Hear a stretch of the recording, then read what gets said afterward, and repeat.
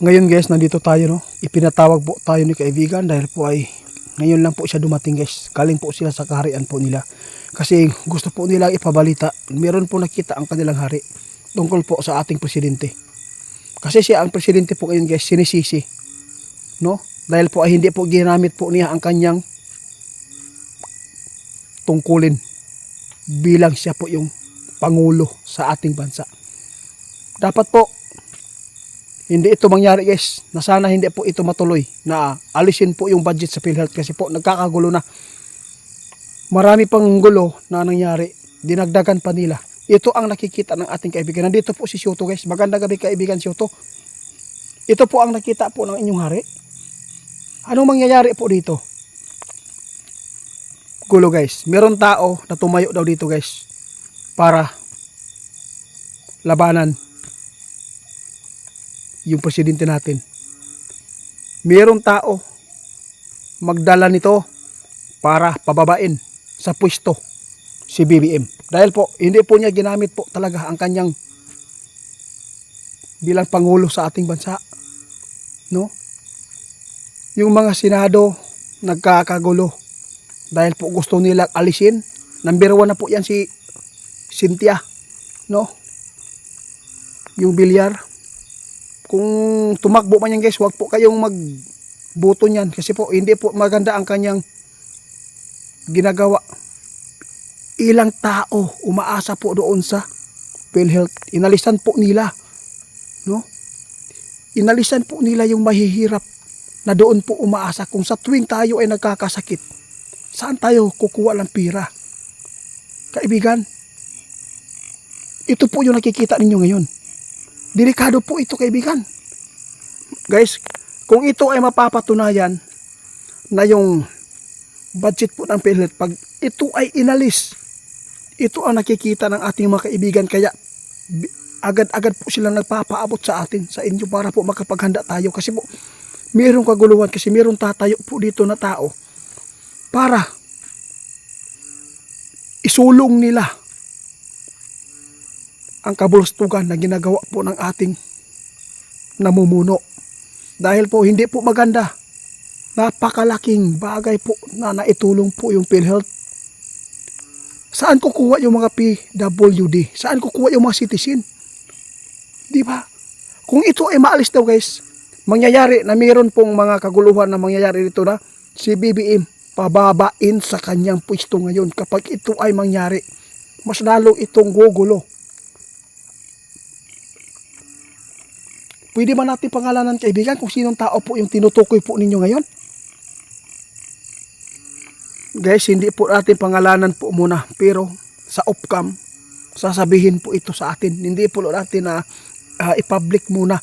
Dahil po ay gusto po nilang matingnan muna kung ito ay klaro na mangyari.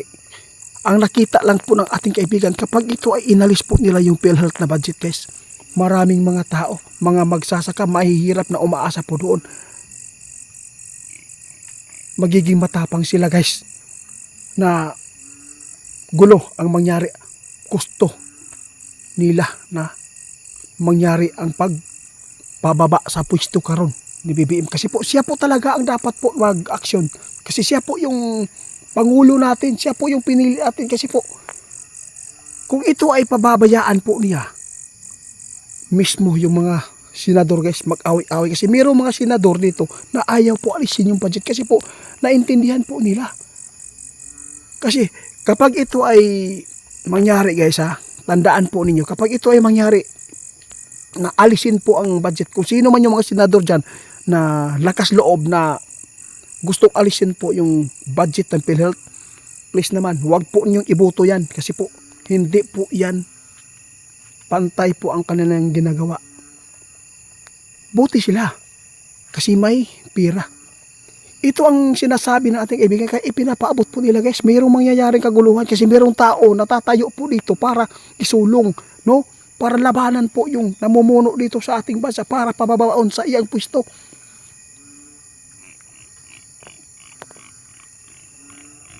Kaibigan, ito yung natatakutan po nila. no? Ilang tao na umasa, ilang libo na nakabenepisyo po sa PhilHealth.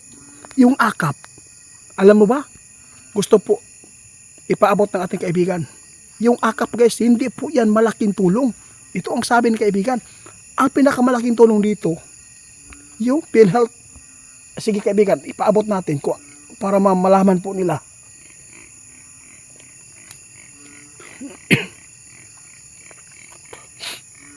Oh, totoo po yan kaibigan. Akala po ng iba guys, na yung tulong nila sa AKAP, yung budget nila na nilagay sa AKAP, akala po nila, malaking tulong yan sa mga tao dito sa ating mga barangay.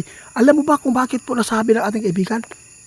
No, hindi po lahat ng mga tao na magkaroon po ng trabaho dito sa ating barangay. Minsan po yung iba pinipili. Sa totoo lang, no, napakabayas. Hindi po talaga maganda ang namumuno ngayon sa atin dahil po ay hindi. Duwag lang po talaga. Duwag. Yun po talaga ang totoo. Kapag ito ay hindi po niya, kapag ito ay sinang ayunan niya na ipatanggalin po talaga, si Cynthia Villar po talaga yung Diyos ko yung matanda na yan. Hindi po porkit mayaman sila. Hindi nila pinansin po yung mga tao na may mga kapansanan. Kung saan po sila kukuha kung sa tuwing sila ay magkakasakit. Ako guys, sa totoo lang, no, napakalaking tulong po talaga yung PhilHealth. Dahil po kung magkakasakit ka, kakainin po yung mga gastusin po doon sa hospital, kakainin po ng PhilHealth. Pero kung ito ay aalisin, pag ito ay maalis, natatakot po yung ating kaibigan kasi mas lalo pang gugulo, di ba? Marami po silang ipinabot po ng ating mga kaibigan guys na mangyayari po na kaguluhan. Kung mangyari ito guys, abangan po ninyo sa 2025. Mayroon tao na kung ano man po naranasan ni Ferdinand Marcos noon, no, na pinababa po, mararanasan po ito ni BBM ngayon. Ito po talaga ang tunay po na mangyayari, sabi ng ating kaibigan. Kung hindi man ito mangyari, ibig sabihin nito, mayroong demonyo na sumabay po doon. Kaya, kaibigan, nagpapasalamat po kami sa inyo dahil po ay hindi ko talaga malalaman ito kung hindi po ninyo ito sinasabi. Napakalaking bagay po talaga yung PhilHealth guys. Oo. Naawa po yung mga tao na sa Senado po ngayon. May iba po na mayroon pong puso na nagmalasakit po sa mga may kapansanan, sa mga taong mahirap. Yung mga tao na lakas pong loob na gustong tanggalin, ipalit doon sa AKAP. Ang AKAP, ilan lang tao na makatrabaho niyan? Siguro 50 or ilan. No? Ay nako, kaibigan. Parang nahiblad din po ako sa namumuno dito sa ating bansa eh. Kaya maraming mga tao nagrebuilde. No? Maraming tao na sumuway sa namumuno dahil po hindi po maganda ang kanilang pagdala. Sa lahat po ng mga tao makarinig dito, paki-share po ito guys, pati yung kaibigan po nating mga duwende na sagalit na po sa mga ginagawa po ng ating bansa. Yung iba na suporta sa kabila, no, yung tinitingnan lang po nila, ayun lang. So hindi nila alam na porkit malapit sila doon dahil po ay ina-idol po nila, hindi po nila napapansin na mayroon mga tao na nahihirapan ngayon kapag ito ay maalis. May panahon, pababaon na yun na si Marcos. Mangyari na po sa kanya yung nangyari po sa kanyang tatay.